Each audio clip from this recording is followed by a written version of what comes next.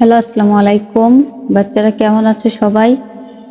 আশা করি অনেক অনেক ভালো আছো। আমি অসুস্থ থাকার জন্য অনেক দিন হলো তোমাদের ক্লাস নেওয়া হয় না। তো এখন অনেকটা সুস্থ, এই জন্য চলে আসলাম তোমাদের ক্লাস নিতে। চলো আজকে আমরা 2.1 অনুশীলনের 8 নম্বর ম্যাথটা সলভ করি। 8 নম্বর ম্যাথে বলা হয়েছে 6,500 টাকা যে হার মুনাফায় 4 বছরে মুনাফা আসলে 8,840 টাকা হয়, ওই একই হার মুনাফায় কত টাকা 4 বছরে মুনাফা আসলে এত টাকা হবে। এত টাকা যে হার মুনাফায়, মানে এই 6,500 টাকা যে হারে ছিল 4 বছরে ছিল, তার কারণে মুনাফা আসল কত হয়েছিল 8,840 টাকা। ওই একই হারে কত টাকায়, মানে আসল কত আসলে 4 বছরে মুনাফা আসলে 10,200 টাকা হবে। তো চলো তাহলে আমরা করি। দেওয়া আছে প্রথম ক্ষেত্রে আসল সমান সমান পি সমান সমান কত 6,500 টাকা দেওয়া, সময় এন সমান সমান 4 বছর, মুনাফা আসল 8,840 টাকা। সুতরাং মুনাফা তাহলে কত হবে? আমরা জানি মুনাফা আসল মাইনাস আসল ইকুয়াল মুনাফা, তাহলে এ মাইনাস পি ইকুয়াল আই। তাহলে এর মান ছিল হচ্ছে 8,840 টাকা মাইনাস আসল হচ্ছে পি 6,500 টাকা। 8,840-এর মধ্যে থেকে 6,500 টাকা বাদ দিলে থাকে হচ্ছে 2,340 টাকা। এখন আমরা জানি সরল মুনাফার ক্ষেত্রে আই সমান সমান পি আর এন, আমাদের মুনাফার হার নির্ণয় করতে বলছে।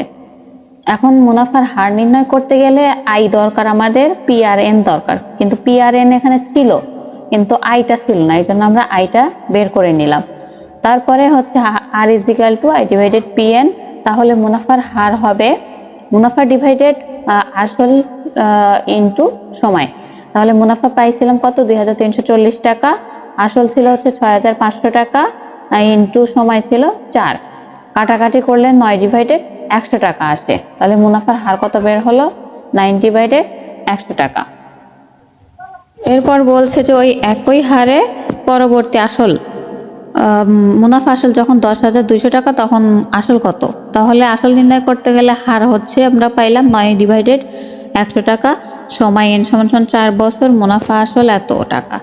আমরা জানি আসল প্লাস মুনাফা ইজ ইকুয়াল টু মুনাফা আসল, অর্থাৎ P plus I is equal to A. তাহলে পির মান হচ্ছে পি প্লাস আই এর মান হচ্ছে পি আর এন ইকুয়াল 10,200 টাকা। আমরা জানি আই সমান সমান পি আর এন, আই সমান সমান পি আর এন হলে আই এর মান হচ্ছে পি আর এন বসাইছি। তাহলে পি কমন নিলে থাকে 1 প্লাস আর এন ইকুয়াল 10,200 টাকা।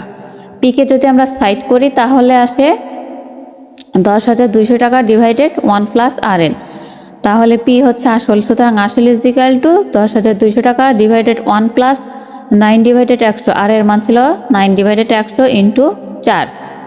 তাহলে কাটাকাটি করলে আসে হচ্ছে কত 10,200 ডিভাইডেড 1 প্লাস 9 ডিভাইডেড 25।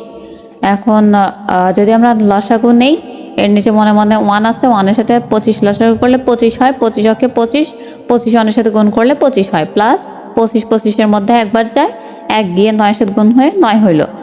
তাহলে 10,200 টাকা ডিভাইডেড 25 আর 9 যোগ করলে 34 হয়, 34 ডিভাইডেড 25।